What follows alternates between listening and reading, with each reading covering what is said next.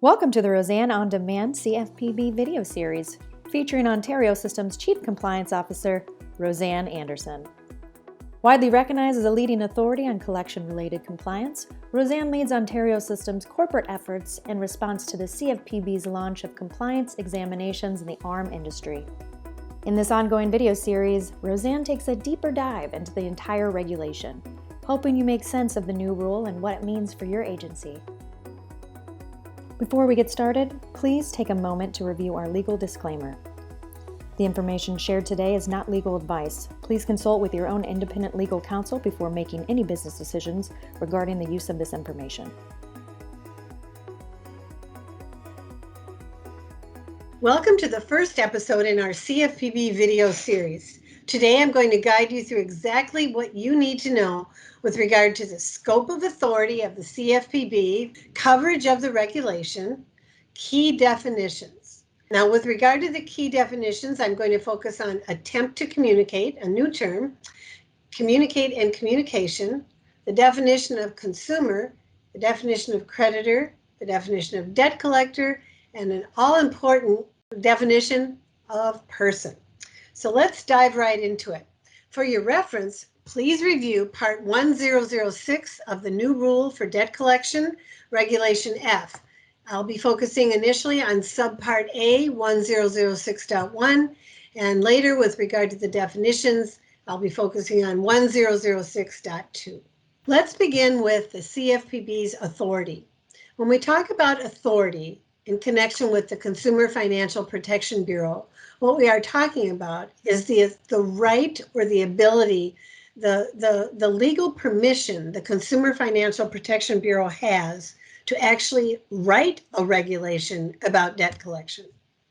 And the only reason they have the authority to do so is because Congress, when it passed the Dodd-Frank Act in 2010, actually provided the CFPB with power and authority to write regulations. Up until 2010 and the passage of the Dodd-Frank Act, there was no regulatory body over the third-party debt collection industry that had the right or the authority to write regulations for our industry. The need for the CFPB to identify the purpose of any regulations it may promulgate with regard to our industry or any other.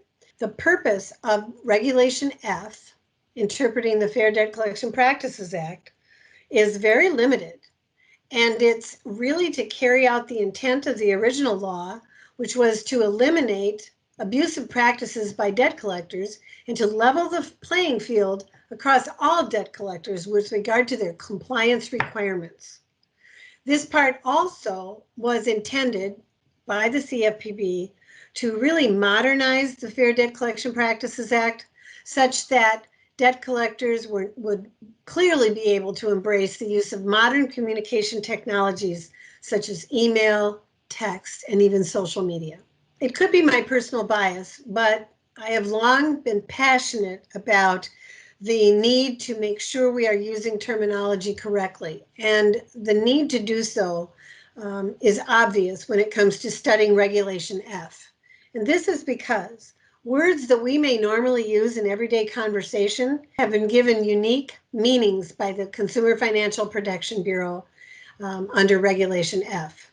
So I'm going to highlight a few of those definitions and key terms for you to digest and to use as you study the entire regulation. First, let's talk about a new term found in Regulation F, attempt to communicate. This term is not found in the Fair Debt Collection Practices Act, but the CFPB find it important and relevant for us to use this term to help us identify when certain disclosures needed to be included in a communication with a consumer and when they did not. The attempt to communicate means any act to initiate or start up a communication or other contact about a debt with any person through any medium, including by soliciting a response from such person. An attempt to communicate clearly includes leaving, what we'll learn about later, leaving a limited content message. So when you think about attempt to communicate, Realize that it is not a communication unto itself because it is an act to initiate a communication. The second important term and definition we should be mindful of under Regulation F is, in fact, the reference to communicate or communication. Under Regulation F, the words communicate or communication are found in almost every provision of the new regulation.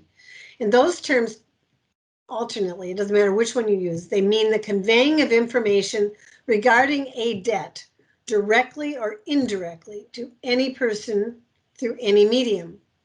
One thing you may notice if you're listening carefully in both the definition of attempt to communicate and the definition of communicator or communication, I did not use the word consumer.